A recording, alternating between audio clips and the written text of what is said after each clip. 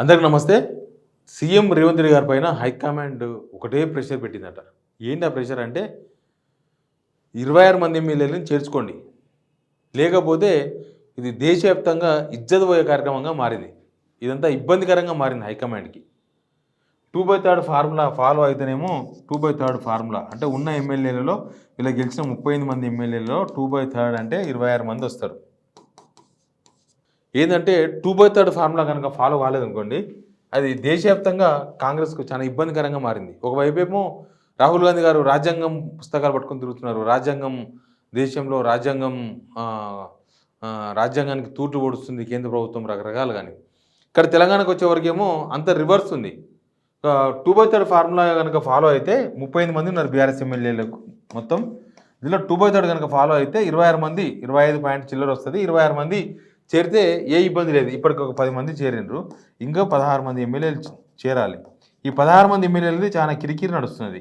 అసలు ఎవరు చేరేవాళ్ళు ఎవరు? చేరుతున్నది ఎవరు? అన్ని టాక్స్ మొత్తం అయిపోయినాయి. అందరితోనే అయిపోయినాయి. కొంతమందితో ఫోన్లలో మాట్లాడిండ్రు. కొంతమందికి ఇల్లు తిరిగి మాట్లాడిచ్చిండ్రు.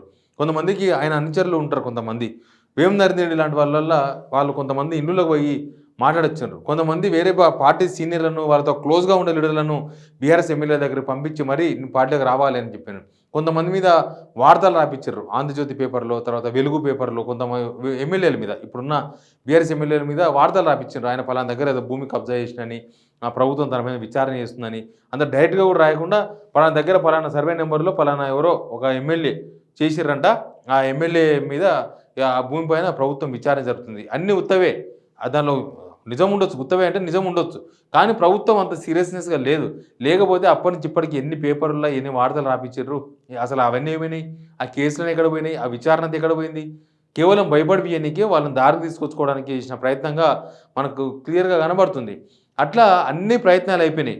లాస్ట్కు చంద్రబాబు నాయుడు కూడా వాడినారు. చంద్రబాబు నాయుడు ముఖ్యమంత్రి అయిన తర్వాత తెలంగాణకు వస్తే తెలంగాణకు గెలిచిన ఎమ్మెల్యేలు ఆల్మోస్ట్ నలుగురు కలిస్తే ముగ్గురు ఎమ్మెల్యేలు వచ్చి కాంగ్రెస్లో చేరిపోయినారు. చంద్రబాబు రికమెండేషన్ అని చెప్తున్నారు వాళ్ళు. చంద్రబాబు రికమెండేషన్ అంటే సిఫారసు, లేకపోతే చంద్రబాబు సజెషన్. ఇంకా మీరు బీఆర్ఎస్లో ఉండి లాభం లేదు, మీరు కాంగ్రెస్కు పోండి, అంత మనలే బ్రీఫ్డ్ మీ అన్నట్టుగానే ఉంటుంది అన్నట్టుగా కొంత సజెస్ట్ చేసినారు అనేది పొలిటికల్లో చర్చ ఉంది.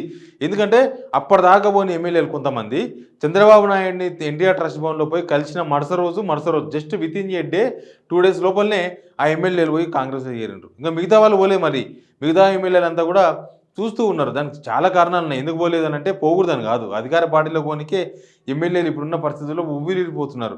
అధికార పార్టీ పోతే అనుకున్న పనులు చేసుకోవచ్చు. అధికార పార్టీ పోతే అధికారం ఎంజాయ్ చేయొచ్చు. అధికార పార్టీలో ఉంటే ఇక అన్నీ చేసుకోవచ్చు. అధికారంలో ఉంటే అన్ని పనులు అవుతాయి. కిరికిరులు, కేసులు, కొట్లాటలు ఏమీ ఉండవు. అధికారుల మీద అధికారం చెలాయించవచ్చు. కార్యకర్తలు దండిగా వస్తారు ఇంటికి. అంత మంచిగా ఉంటుంది. అధికార పార్టీలో ఉన్నప్పుడు, ప్రతిపక్ష పార్టీలో ఉంటేనేమో రోజు ప్రభుత్వం మీద పోరాటం చేయాలి, ప్రభుత్వం మీద అరవాలి, ధర్నాలు చేయాలి, రాస్తారోకోలు చేయాలి, జనం సమస్యల మీద ఏదో ఒకటి చెయ్యాలి. ఈ రిస్క్ అంత ఎందుకు, అధికార పార్టీలో ఉంటే అయిపోతుంది కదా అని చాలామంది ఎమ్మెల్యేలు ఉంటారు. కాకపోతే జరుగుతున్న పరిణామాలు చెప్పిన కదా, జరిగిన పరిణామాలు రేపు ఏమైతే తెలుస్తలేదు. చాలా టైం ఉంది. ఇప్పటికి జస్ట్ 8 నెలలు అయింది గవర్నమెంట్ వచ్చి. ఇంకా 4 సంవత్సరాల 2 నెలలు ఉంది. ఆ 4 సంవత్సరాల 2 నెలలు ఇట్లే హైకోర్టు, సుప్రీంకోర్టు పేరు చెప్పి గడిపే అవకాశం ఉండదు. స్పీకర్ కనుక నిర్ణయం తీసుకోకపోతే సుప్రీంకోర్టు ఇన్వాల్వ్ అయ్యే అవకాశం ఉంటుంది. ఆల్రెడీ మనకు వేరే స్టేట్స్లో జరిగింది, మణిపూర్లో జరిగింది, మహారాష్ట్రలో జరిగింది. కాబట్టి నెక్స్ట్ ఏం జరుగుతుందో తెలియదు. ఆ సిచ్యువేషన్లో బీఆర్ఎస్లో ఉన్న చాలామంది ఎమ్మెల్యేలు పార్టీ మారదాం అనుకున్న వాళ్ళు కూడా మారకుండా ఆగిపోయారు. ఇక్కడనేమో రేవంత్ రెడ్డి మీదనేమో హైకమాండ్ ఫుల్ ప్రెషర్ చేస్తుంది. తొందరగా 16 మందిని చేర్చుకుంటే 2/3 ఫార్ములా అయిపోతే రాజ్యాంగ పరంగా క్లియర్, ఇబ్బంది ఉండదు. లేకపోతే మాత్రం ఇది దేశవ్యాప్తంగా ఇది ఒక పెద్ద క్వశ్చన్ మార్క్గా కనిపిస్తుంది.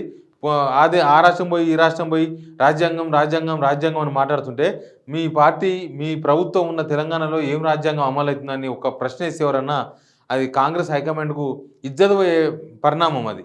కాబట్టి వీళ్ళైతే త్వరగా 16 మందిని చేర్చుకోండి, ఏమని చేసుకొని 16 మంది బ్యాలెన్స్ ఉన్నారు, ఆ 16 మందిని చేర్చుకోండి అని హైకమాండ్కి ప్రెషర్ ఉంది. ఇంకోటి ఏంటంటే ఇక్కడ నుంచి కొంతమంది ఎమ్మెల్యేలను ఢిల్లీకి తీసుకుపోయి ఢిల్లీలో పార్టీ పెద్దలు రాహుల్ గాంధీ గారి సమక్షంలో చేరకపోవచ్చు, కానీ కేసీ వేణుగోపాలో లేకపోతే మిగతా పార్టీ నేతలు ఉన్నారు కదా, వాళ్ళ సమక్షంలో ఢిల్లీ దాకా తీసుకుపోయి ఒక్కొక్కరికి కండవాలు కప్పించే ప్రయత్నాలు జరిగినాయి. చెవెల యాదయ్య ఢిల్లీ పోయి చేరిండ్రు.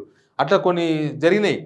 ఇట్లాంటి వాటి వల్ల రేపు నాడు యువతల నుంచి బీజేపీ కూటమి నుంచి, ఎన్డీఏ కూటమి నుంచి, లేకపోతే ఇక్కడ బీఆర్ఎస్ ఎంపీలు అక్కడ ఉంటారు. బీఆర్ఎస్ ఎంపీలు లేకపోతే ఇంకా వేరే వేరే కాంగ్రెస్ మిత్రపక్షాలు, లేకపోతే కాంగ్రెస్ మిత్రపక్షాలు, లేకపోతే బీజేపీ మిత్రపక్షాలు ఎవరో ఒకరు ఒక క్వశ్చన్ రేజ్ చేసిన అనుకోండి ఎక్కడన్నా, అసలు తలకాయ ఎత్తుకోవడమే చాలా ఇబ్బందికరంగా ఉంటుంది. ఇక ఎట్లుంటే ఎథిక్స్ మీద దెబ్బ ఇది.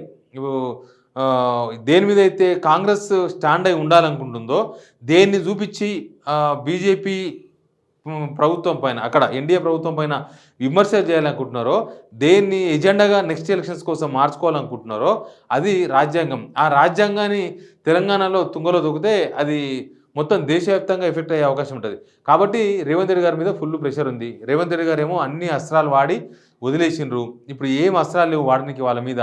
ఎవరైనా కేసు పెట్టి అరెస్ట్ చేద్దామంటే కూడా అదేం పెద్ద మ్యాటర్ ఏం కాదు. ఇప్పుడున్న సిచ్యువేషన్లో అధికారంలోకి వచ్చిన తర్వాత ప్రతిపక్షాల మీద ఏదో ఒక దౌర్జన్యం చేసే ప్రయత్నాలు అన్ని స్టేట్లో జరుగుతున్నాయి, అన్ని ప్రభుత్వాల్లో కూడా. కాబట్టి అందులో ఒక భాగమే అయితే తప్ప అదేదో చేసే ప్రయత్నం కాదు. ఎందుకంటే ఇప్పటికీ 7-8 మంత్స్ అయిపోయింది. చాలామందితో చర్చలు జరిపినా వాళ్ళు ఎవరు పార్టీలో చేరడానికి ముందుకు రాలేదు. ఇప్పుడు ఈ 10 మందిని ఏం చేయాలని అర్థమవుతలేదు. చేరిన 10 మందిని ఏం చేయాలి అనేది ఇంపార్టెంట్ ఇక్కడ. ఇప్పుడు చేర్చుకోకపోతేనేమో ఏ ఇబ్బంది లేకుంటుండే, ఎవరిని చేర్చుకోకపోతే ఏ ఇబ్బంది లేదు. చేర్చుకున్నారు కాబట్టి ఇష్యూ రేజ్ అయింది. పోనీ చేర్చుకునేది ఏదో అందరినీ ఒకేసారి ఒక 26 మందిని జమ చేసుకొని అందరినీ ఒక గ్రూప్ చేసి వాళ్ళందరినీ ఒకేసారి చేంజ్ చేసుకుంటేనేమో ఇట్లాంటి టెన్షన్ లేకుండా 2/3 టెన్షన్ ఉండకుంటుండే.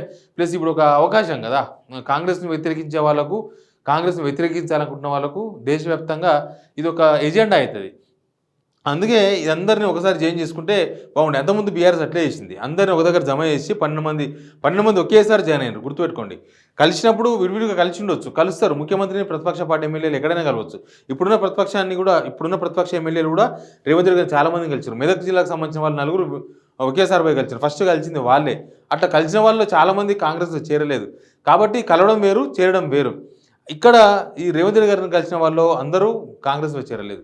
సేమ్ వాళ్ళందరినీ కాంగ్రెస్లో కలుపుకునే ప్రయత్నం చేసినా సాధ్యం కాలేదు. దీంతోన 2/3 ఫార్ములా ఎక్కడ అమలైతే లేదు. ఇది హైకమాండ్కు కొంత ఇబ్బందికరంగా మారింది. ఇది రేపు దేనికి పరిణామాలు దారితీస్తో తెలియదు. ఇప్పుడు చేరిన 10 మంది ఎమ్మెల్యేలను ఏం చేయాలో కూడా తెలియదు. ఈ 10 మంది ఎమ్మెల్యేల్లో 90 డేస్ దాటితే వీళ్ళ మీద కత్తి వెంటాడుతుందో, ఇంకేం వెంటాడుతుందో, రాళ్ళు వెంటాడుతుందో తెలియవు. కానీ రేపు సుప్రీంకోర్టుకు పోతే సుప్రీంకోర్టులో ఏం తెలుతుందో తెలియదు. అంతవరకు వెయిట్ చేసుకుంటూ ఉండాలన్నా ఇంకా ఇట్లా ఒకరి తర్వాత ఒకరు వెయిట్ చేసే ప్రయత్నాలు, లేకపోతే ఒకరి తర్వాత ఒకరు వెయిట్ చేసే టైంలో రాజీనామాలు చేయించుకొని బై ఎలక్షన్స్ పోవడం ఇదంతా కూడా పెద్ద చిరాకు విషయం. కాబట్టి ఇప్పుడున్న సిచ్యువేషన్లో బై ఎలక్షన్స్ పోవడం కూడా కాంగ్రెస్కి అంత మంచిది కాదనే ఫీలింగ్లో ఉన్నారు. 8 నెలలకే జరగాల్సిన జరిగిపోయినాయి అన్న ఒక అభిప్రాయం కాంగ్రెస్ మీద జనాల్లో వచ్చింది. కాబట్టి ఇప్పుడు ఈ 10 మందిని బయటికి వెనుకకు పంపించే అవకాశాలు లేవు. పోనీ ఒక 16 మందిని ఏదో ఒకటి చెప్పి తీసుకొచ్చి జాయిన్ చేసుకొని ఇంకా 2/3 ఫార్ములా అయిందని చెప్పే అవకాశము లేదు. ఫైనల్గా రేవంత్ రెడ్డి మీద ఈ హైకమాండ్ ప్రెషర్. మిగతా సీనియర్స్ అందరని చెప్తున్నారు ఈ చేరికల విషయంలో మాకేం సంబంధం లేదు, మేము ఎవరితోనో మాట్లాడలేదు, మాతోనే ఎవరు మాట్లాడలేదు, ఆ చేరికలు కూడా మా సమక్షంలో జరగలేదు, మాకేం తెలియదు, గుర్తులేదు, మర్చిపోయి ఉన్నట్టుగా కాంగ్రెస్ పార్టీ సీనియర్ నేతలందరూ కూడా ఒక అభిప్రాయం చెప్తున్నారు. ఢిల్లీకి వెళ్ళి ఎవరైనా ఫోన్ చేస్తే మొత్తం పడినంత కూడా రేవంత్ రెడ్డి గారి మీద పడ్డది. చేర్చుకోవడమా 16 మందిని, ఈ 10 మందిని పంపించడమా, ఏదో ఒకటి డిసిజన్ తీసుకున్న టైం కనిపిస్తుందేమో, అట్లా అవుతుందేమో. కానీ ఆ 10 మందిని వెనుకకు పంపిస్తే ఎంత ప్రాబ్లం అవుతుంది.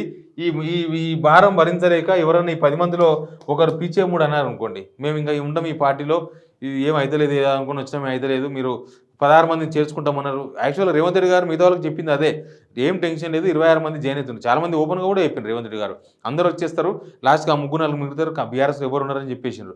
దాంతోనే వీళ్ళందరూ ఏం చేశారంటే 2/3 ఫార్ములా అయిపోతుంది కదా, 26 మెంబర్స్ అయిపోతారు కదా, ఇంకా టెన్షన్ ఏమి ఉండదు, ఈజీగా అయిపోద్దని అందరూ అనుకున్నారు చేరిన వాళ్ళు. కానీ ఇప్పుడు అర్థమవుతుంది, చేరిన తర్వాత వాళ్ళు కూడా ప్రయత్నం చేస్తున్నారంట బీఆర్ఎస్ ఎమ్మెల్యేలతో, మీరు రండి రండి రండి అంటే ఆడ ఏమీ పస కనిపిస్తలేదు పోనీకి. కాబట్టి నెక్స్ట్ ఏం జరుగుతుందో ఏమో తెలియదు. కానీ ఇది ఎమ్మెల్యేల చేరికకు సంబంధించిన latest update. Please subscribe signal TV.